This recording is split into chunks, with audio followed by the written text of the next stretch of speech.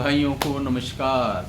आज की हमारी चर्चा का विषय है दुनिया को उंगली दिखाने वाला ट्रंप अब पिटेगा घर में। और वो पिटाई शुरू हो चुकी है। हम सभी जानते हैं कि ट्रंप ने सारी दुनिया के देशों पे या जो भी महत्वपूर्ण देश थे उनके ऊपर मनमाना एक तरफा अपनी तरफ से टैरिफ ठोक दिया। फिर दबाव बनाना शुरू किया। कई देशों से फिर इसने व्यापार समझौते भी कर लिए जो इनके दबाव में आते गए। इसने चाइना, भारत और इधर ईरान पे सैंक्शन, रशिया पे सैंक्शन, ये पाश्चात्य देश केवल धमकी मतलब भय और लोग को ही समझते हैं। इसके अलावा इनके पास कुछ भी नहीं होता। अब टैरिफ लगा लो भाई। पहली तिमाही में इस फाइनेंशियल ईयर की भारत का जो ग्रोथ रेट है वो सारे अनुमानों को जुटलाते हुए 7.8% है, जो दुनिया की जानी मानी अर्थव्यवस्थाओं से ज़्यादा है। जापान है, चाइना है जिसका 5 पॉइंट समथिंग है, अमेरिका खुद है, ब्रिटेन है, जर्मनी है। इन सब से भारत का ये ग्रोथ रेट बहुत ज़्यादा है। अब क्या है, इनकी एक फेडरल अपीलीय कोर्ट है, उसने ये निर्णय दे दिया है कि ये मनमाना है और इसको कोई असीमित अधिकार इस तरह टैरिफ लगाने की नहीं है। और अब इसके पास दो ही रास्ते हैं, या तो संसद में जाए, इसको अपने टैरिफ वाले मामले को पास करवाए, लेकिन वहाँ संदिग्ध है, या फिर सुप्रीम कोर्ट में जाए। अब देखते हैं कहाँ जाता है। लेकिन भारत ने भी कमर कस ली है।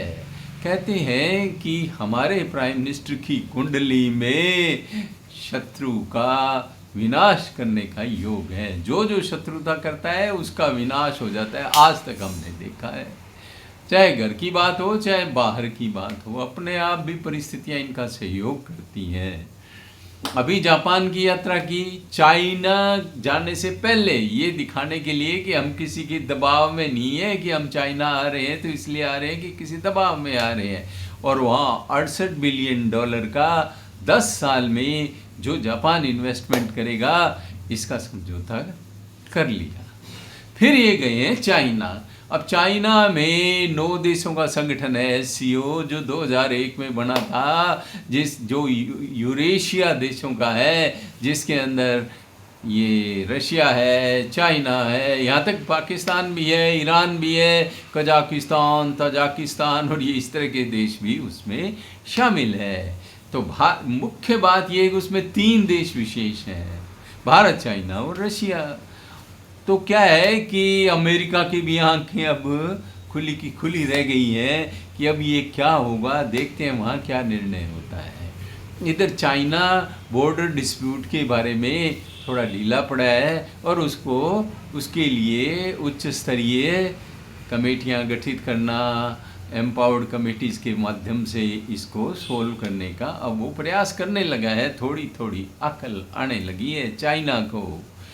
अब क्या है कि वहाँ की कोर्ट ने तो निर्णय दिया ही, वहाँ के लोग भी इसकी खाट खड़ी कर रहे हैं और वहाँ के मीडिया भी, अखबार भी, जाने माने अखबार भी इसकी खाट खड़ी कर रहे हैं। अपने देश में ही इसकी समस्या पैदा हो गई है, देश से बाहर भी हो गई है। तो RIC एक रशिया, इंडिया, चाइना का भी गठबंधन बनने का सुन रहे हैं। वैसे तो SCO में 9 देश है तो उनमें ये तीनों देश हैं ही, और वैसे ब्रिक्स को वो अपना दुश्मन मानता है। तो ब्रिक्स जो है वो भी इस टैरिफ वाले प्लान के खिलाफ है। देखो, देश पैसा खर्चते हैं संबंधों को बढ़ाने के लिए। यदि तुम धनवान देश हो तो पैसे 2 लगाने पड़ जाते हैं। तुम तो लूट पार्टी मचाने लग गए। अब वो क्वाड एक बनाया था जिसके अंदर 4 देश शामिल हैं, अमेरिका, ऑस्ट्रेलिया, भारत और जापान, जो कि चाइना को रोकने के लिए था। लेकिन भाइयों, इसने क्वाड को भी संकट में डाल दिया।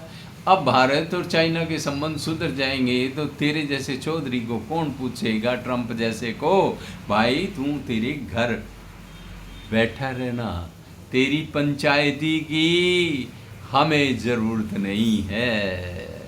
जापान ने तो रेयर अर्थ के मामले में अभी हमें भंडार मिले हैं, वहाँ उनके पास टेक्नोलॉजी है और सेमीकंडक्टर्स हो गए और इन सब में। बाकी तो हम जानते ही वो ट्रेन चल रही है, वो जो जापान और भारत बना रहे हैं। तो भाइयों, ये सहयोग आपस में बढ़ेगा तो ट्रंप दादा ने अपने आप को अप्रासंगिक बनाने के लिए भरपूर मतलब कोशिश कर ली है।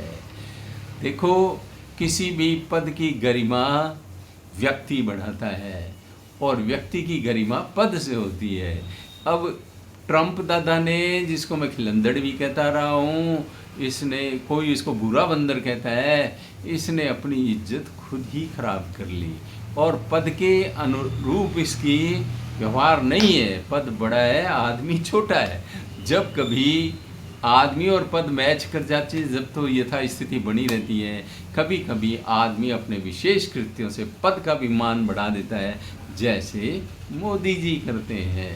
सारी दुनिया में इनके लिए रेड कारपेट बिछता है भाइयों, और अपने स्टैंड पे, अपने रीजनेबल दृष्टिकोण पे भारत हमेशा टिका रहता है। और भारत की गुट निरपेक्षता की नीति इसी कारण है कि हम बिना मतलब के लफड़े में नहीं पड़ना चाहते।